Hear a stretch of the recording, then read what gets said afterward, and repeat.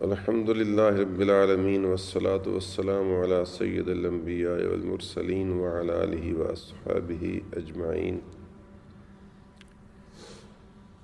اما بعد فاعوذ باللہ من الشیطان الرجیم بسم اللہ الرحمن الرحیم انہ لا يحب المستکبرین صدق اللہ العظیم۔ یہ آیہ پاک کا ایک مقدس اور پاکیزہ نصیحت آموز ٹکڑا ہے جو میں نے خطبے کے بعد تلاوت کیا ہے۔ اس کا مطلب تقریباً آپ سمجھتے ہوں گے کہ انہ لا یحب المستکبرین، کہ بے شک اللہ تعالیٰ تکبر کرنے والوں کو پسند نہیں فرماتا۔ تکبر جو ہے یہ بھی نفس کی ایک صفت ہے، اور نفس میں سرکشی پائی جاتی ہے، سر اٹھانا، اوپر ہونا، اور یہ نفس میں تکبر اس خلط سے پیدا ہوتا ہے جس کو ہم سفرا کہتے ہیں۔ طبیعت میں گرمی ہے نا، گرمی بندے کے اندر غصہ،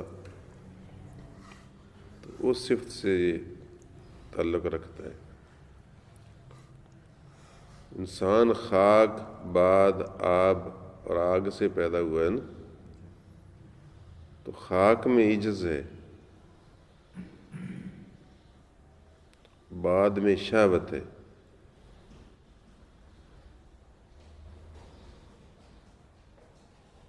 عام طور پر شہوانی جو غذائیں ہوتی ہیں وہ بادی ہوتی ہیں،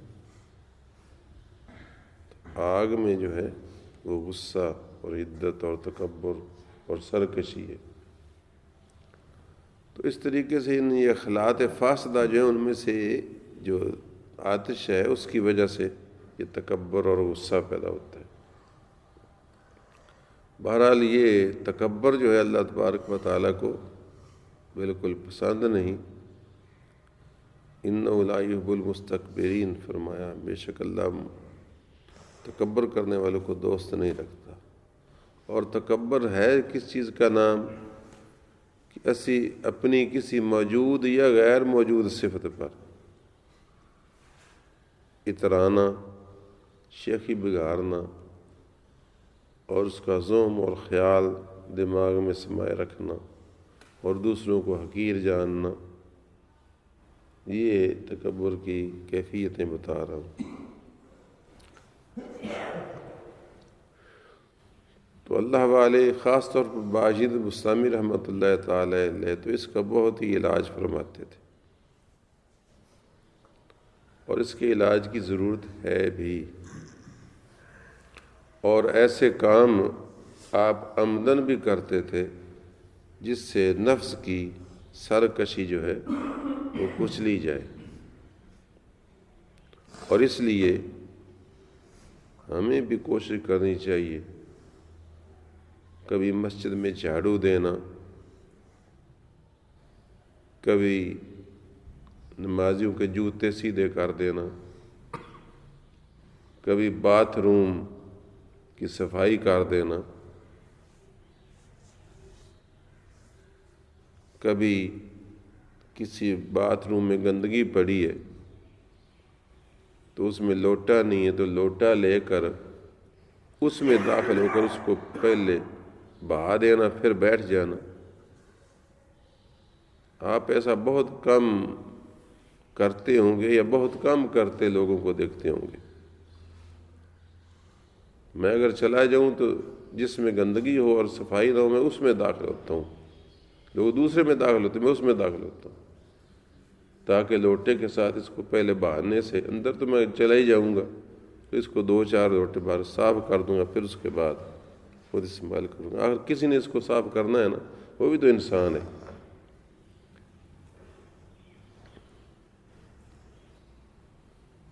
میں اس لیے نہیں کہہ رہا کہ، بلکہ میں تو زیادہ اپنی عاجزی کی باتیں کرتا ہوں، لیکن یہ آپ کو کہ یہ غلط فہمی بھی پیدا نہ ہو کہ شاید آفت صاحب صرف باتیں کرتے ہیں۔ احمد جانتا ہے کہ ہم لوگ تنہائی میں باتھ روم کئی مرتبہ اپنے ہاتھوں سے ریپر کے ساتھ میں صاف کرتا ہوں۔ ایسی بات نہیں ہے، آپ کو بعض چیزیں گوشے میری زندگی کے آپ پر یہاں ہی نہیں، کیونکہ آپ عام میرے پاس ہر وقت رہتے بھی نہیں ہیں، تو اس وجہ سے یہ بھی کہیں غلط فہمی نہ رہے کہ حافظ صاحب جو اپنے عاجزی سے کہتے رہتے ہیں تو حافظ صاحب صرف دوسروں کو بتاتے ہیں، خود نہیں کرتے۔ یہ بھی ایک بیماری ہے آپ بعض لوگوں میں۔ میں تو توازن باتیں کرتا ہوں، لیکن کئی مرتبہ لوگ سمجھتے ہیں کہ شاید بس ٹھیک ہے، ہو ہی رہا ہے نا، آپ بھی اسی طرح ہم بھی اسی طرح کرتے ہیں۔ ایسا نہیں ہے، اور وہ جو کبھی آپ کو مجھ میں تکبر نظر آتا ہے وہ بھی حقیقت یہ ہے کہ دین کی وجہ سے تکبر ہونا چاہیے۔ مثلا جب یہ بندے اٹھ کر جاتے ہیں اور ان میں کچھ ایسے ہوتے ہیں کہ جو بالکل مجھے 100% پتہ ہے کہ ان کو یا ایک گندی سی بات شروع کر دے تو یہ کھڑے رہیں گے گھنٹہ گھنٹہ، تو اس میں مجھ کو ان سے نفرت آتی ہے، لیکن وہ نفرت تکبر کی وجہ سے نہیں ہوتی، وہ دین کی محبت کی وجہ سے ہوتی۔ ہو سکتا ہے آپ کبھی میری آنکھوں میں ایسی چیز دیکھیں، یہ بھی یاد رکھیں، تو ایک ہے دین کے لیے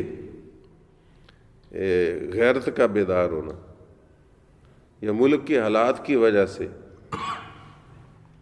ان بدبختوں کی وجہ سے جو ہمارے مملکت اسلامیہ کا حال اور حشر ہو رہا ہے، اس کی وجہ سے ان پر جو غصہ آتا ہے وہ غصہ اللہ کی رضا کے لیے، وہ تکبر کی وجہ سے نہیں ہوتا۔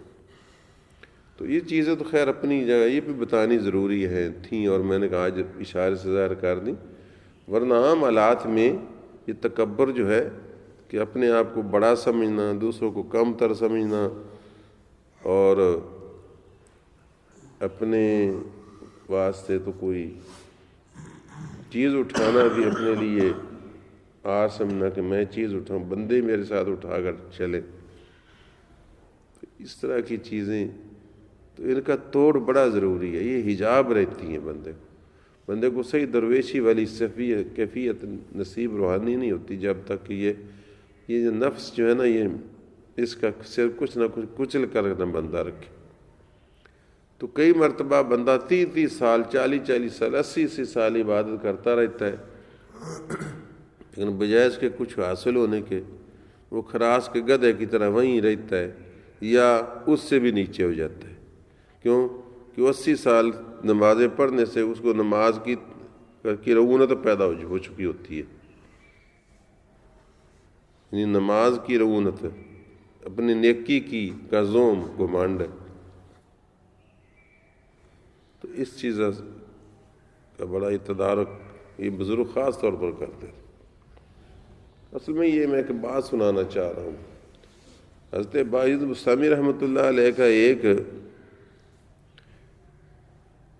عقیدت مند تقریباً 30 یا 40 سال ان کے پاس رہا، اور اللہ اللہ سیکھتا رہا، کہتا رہا۔ ایک دن کہنے لگا کہ اتنے عرصے سے میں آپ کے ساتھ حضرت وقت گزار رہا ہوں، اور مجھے کبھی بھی اللہ تعالیٰ سے کوئی شرف ہم کلامی حاصل نہیں ہوا، کوئی اللہ تعالیٰ کی طرف سے مجھ کو الہام کی کیفیت حاصل نصیب نہیں ہوئی، اور کوئی روحانی مقام میں نہیں پا سکا، دیکھ سکا۔ تو آپ کو چونکہ پتہ تھا، پاس رہنے والے مریضوں کا بھی پتہ ہوتا ہے کہ یہ کس چیز کا مریض ہے، فرمایا کہ تو یہ پا بھی نہیں سکتا جب تک کہ تو ایک کام نہ کرے، اور وہ تو نے کرنا نہیں۔ میں نے کہا کیوں نہیں، میں ہر کام کرنے کے لیے تیار ہوں، جو آپ فرمائیں میں کرنے کو تیار ہوں۔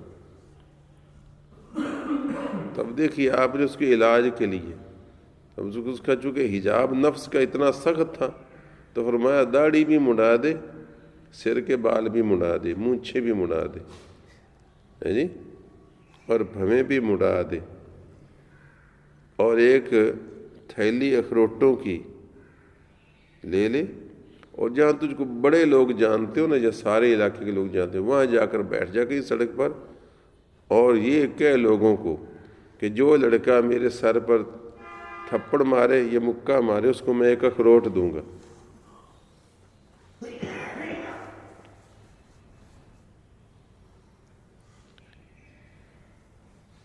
تو وہ کہنے لگا سبحان اللہ والحمد للہ ولا الہ الا اللہ ولا حول ولا قوۃ الا باللہ العلی العظیم۔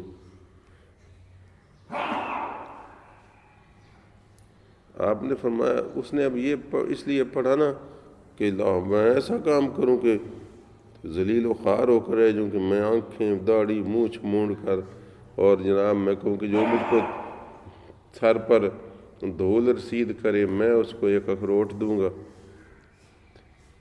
تو وہ اس حوالے سے بولا کہ سبحان اللہ ولا الہ الا اللہ ولا حول ولا قوۃ الا باللہ العلی العظیم۔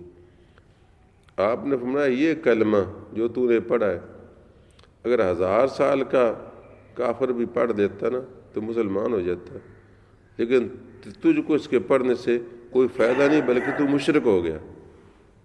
اب دیکھو آپ سمجھ، بلکہ تو مشرک ہو گیا۔ میں کیوں مشرک ہو گیا؟ تو میں اس لیے کہ تو نے اپنی عظمت کے لیے پڑھا ہے، تو نے اپنی عظمت کے لیے پڑھا ہے۔ یہ کلمہ تو اللہ کی عظمت کے لیے تھا اور تو نے اپنی عظمت کے لیے پڑھا ہے کہ سبحان اللہ لا حول ولا قوۃ الا، میں یہ کام میں یہ کروں ہے جی، گویا میں اس سے بالا تر ہوں کہ میں اتنا مذلیل اور حقیر ہو جاؤں کہ لوگ مجھے تھپڑ ماریں اور میں ان کو اخروٹ دوں۔ اسی وجہ سے میں نے پہلے کہا تھا کہ تو نہیں کر سکتا۔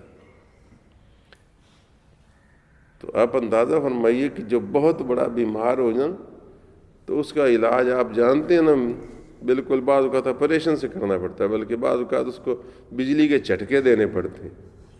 تو یہ ایک بجلی کا جھٹکا تھا لیکن وہ نہیں برداشت کر سکا، تو بجلی کا جھٹکا دینا۔ تو یہ ویسے داڑھی مڈانی جائز بھی نہیں، لیکن یہ انتہائی ذلت خلق، اس زمانے میں داڑھی تو کوئی مناتا نہیں تھا، تو یہ داڑھی مڈا دینا تو اس لیے ذلیل و خوار ہونے والی بات تھی۔ تو مطلب تیرے نفس کا حجاب اتنا تکڑا ہے کہ اس کو توڑنے کے لیے اسپیشل آپریشن کی ضرورت ہے، اور اس کے لیے تو تیار نہیں، پھر تیرا کیسے حجاب ٹوٹے اور کس طرح تجھے مقصد حاصل ہو؟ تو معلوم ہوا کہ یہ جو ہے نا، یہ اتنا تکبر، اتنا بڑا حجاب ہے۔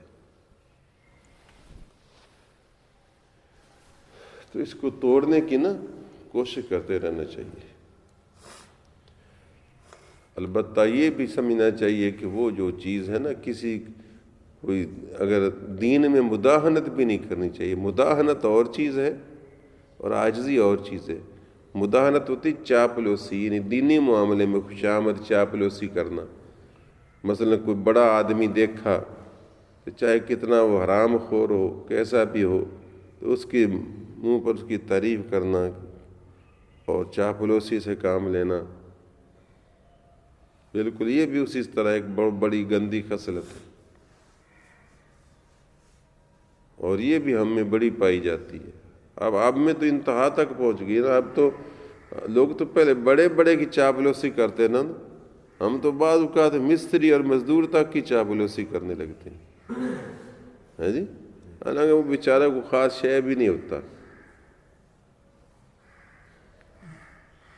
یعنی دل سے ہم نہیں کام کر رہے ہوتے ہیں، جان رہے ہوتے ہیں کہ یہ بندہ ٹھیک ہے، لیکن ہم اس خواہ مخواہ کہتے ہیں تو بڑا چنگا بھی شاباش، واہ بھائی واہ، تو بڑا کام کیتا ہے، یعنی وہ اس کی جو تعریف کر رہے ہیں وہ بھی ہماری چاپلوسی اور اپنی غرض کے لیے کر رہے ہیں، کسی طرح سے سیٹ کر کے سے کام لے لیا۔ تو حضرت کے بڑے اس طرح کے اعلیٰ اعلیٰ قسم کے ارشادات ہیں۔ پھر اسی طریقے سے خدمت خلق کے پہلو بھی ہیں، وہ بھی بہت زیادہ ترقی دیتی، لوگوں کے کام آنا، لوگوں کی خدمت کرنا، اور ایسی جگہ جہاں بندے کے کوئی نمبر نہ بنتے ہوں، سمجھو؟ میاں صاحب کے گھر گوشت بھیجنا، پیر صاحب کے گھر گوشت بھیجنا،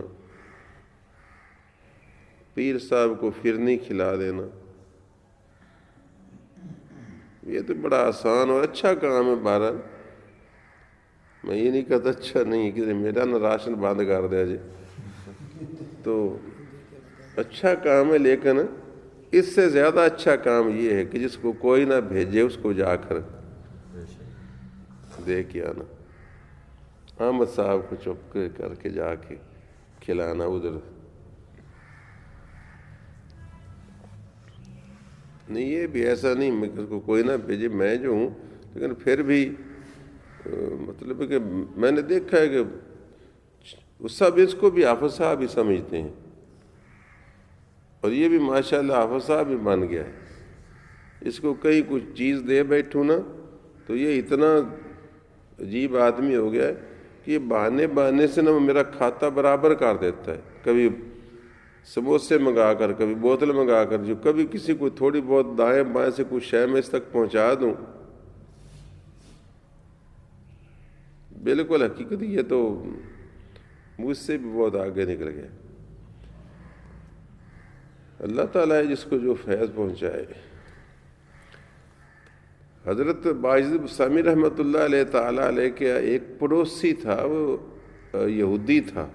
اکٹھے رہتے تھے اس زمانے میں لوگ. تو پاکستان تو نہیں نہ بنا ہوا تھا، اب تو سارے پاک لوگ ایک طرف ہو گئے نا. اس وقت ملے جلے ہوتے تھے. تو وہ یہودی تھا پڑوسی، اور بہت غریب مفلس تھا.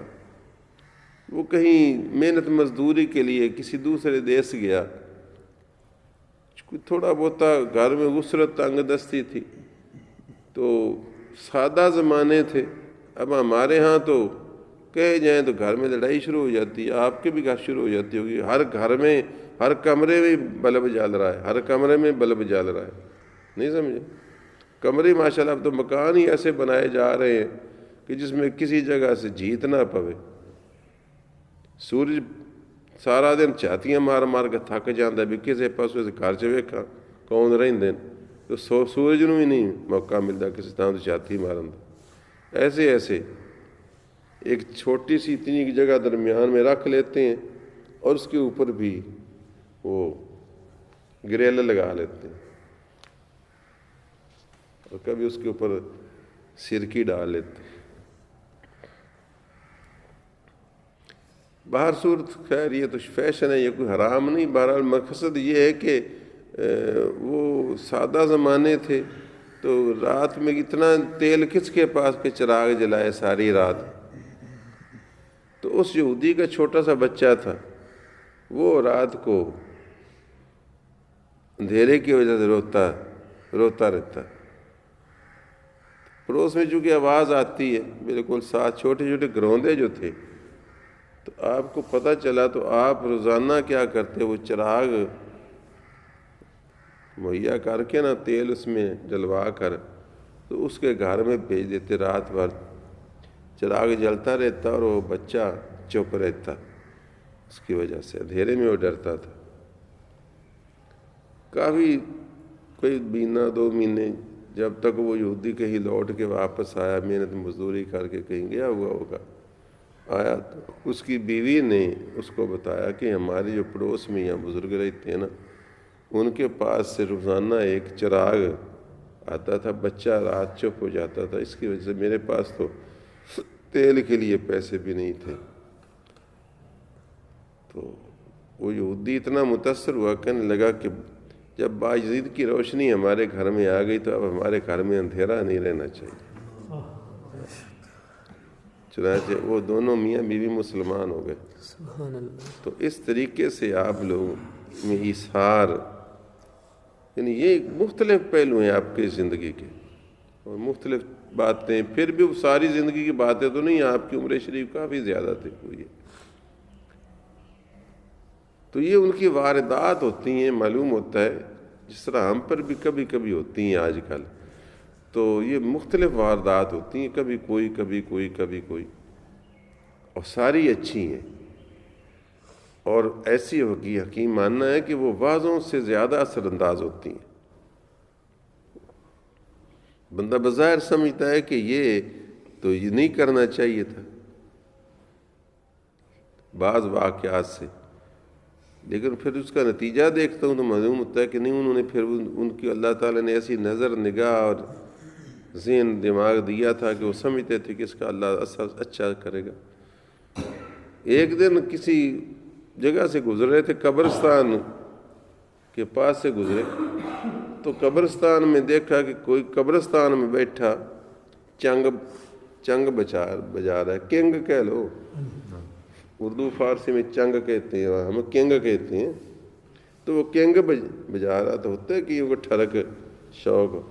آج کل تو خیر بڑے بڑے قسم کے نکل پڑے ہیں باجے، جب ہم چھوٹے تھے تو اس وقت علی ماچھی بانسری زیادہ بجاتا تھا، اور بکی بھی اس کا شاگرد 4 روز بننے کی کوشش کرتا رہا تھا۔ تو ہوتا ہے نوجوانوں کو شوق کیوں، تو وہ کنگ بجا رہا تھا،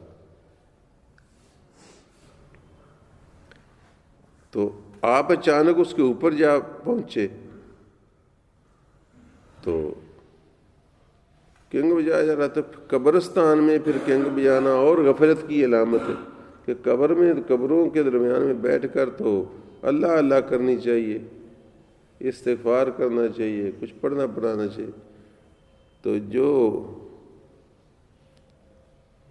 الٹا وہ کنگ بجا رہا تھا، تو آپ کے اچانک بے خیالی میں، بے اختیاری سے منہ میں نکل گیا کہ لا حول ولا قوت الا باللہ، کہ مطلب کہ یہ شیطانی اثرات تھے نا، کہ ایک تو کنگ موسیقی وغیرہ شریعت اس کو پسند نہیں کرتی، دوسرا قبرستان میں بیٹھ کر بجا رہا ہے، نوجوانی کے عالم اتنی غفلت، تو اس وجہ سے آپ کے منہ سے بے اختیاری نکل گیا لا حول ولا قوت الا باللہ العلی العظیم، کہ یہ شیطان کا اثرات یہاں قبرستان میں بھی پہنچ گئے۔ اس نوجوان کو شاید جانتا نہیں تھا یا کیا تھا، اس کو غصہ آیا۔ نوجوان بھی لفنٹر کے سارے پھرے ہوتے ہیں جو اس طرح کے خاص طور پر ہوتے ہیں، اس نے وہی کنگ آپ کے سر پر دے ماری، اور کنگ ٹوٹ گئی۔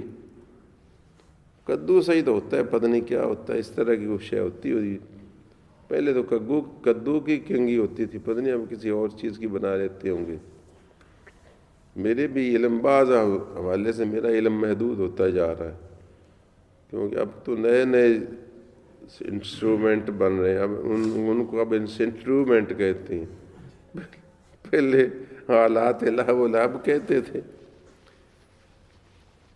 تو حضرت نے کیا کیا کہ پتہ کیا، کہیں سے پتہ چل گیا کہ یہ نوجوان فلانا تھا فلانے کا، تو آپ نے کیا کیا، گھر میں حلوہ بنایا، ارشاد صاحب جس طرح میرے لیے بنواتے، تو ارشاد صاحب نے حلوہ 1-2 مرتبہ بھیجا، اس لیے میں کہہ رہا ہوں، تو وہ حلوہ بنوایا اس نے، حضرت نے باعث مسامی نے، اور کچھ پیسے بھی بھیجے، اور ساتھ پیغام بھیجا کہ بھائی وہ تم نے جو کنگ ماری اور ٹوٹ گئی، تو یہ پیسے بھیجیں کہ کنگ نہیں بنوا لو، اور حلوہ کھا کر اپنے وہ مزاج کی تلخی اور غصہ وہ دور کر لو، منہ میٹھا ہو جائے تمہارا۔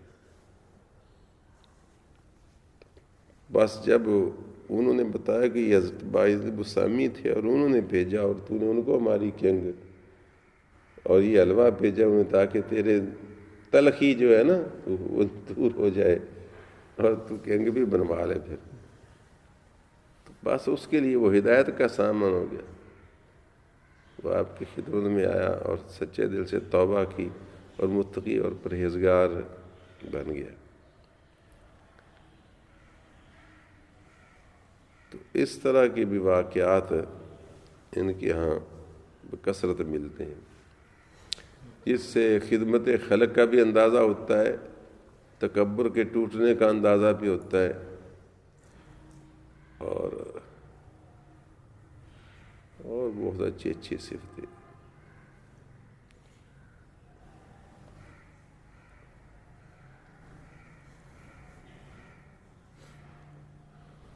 ٹھیک ہے، اللہ صلی اللہ علیہ وسلم و سیدنا مولانا محمد النبی الأمی وعلی آلہ وصحبہ وسلم۔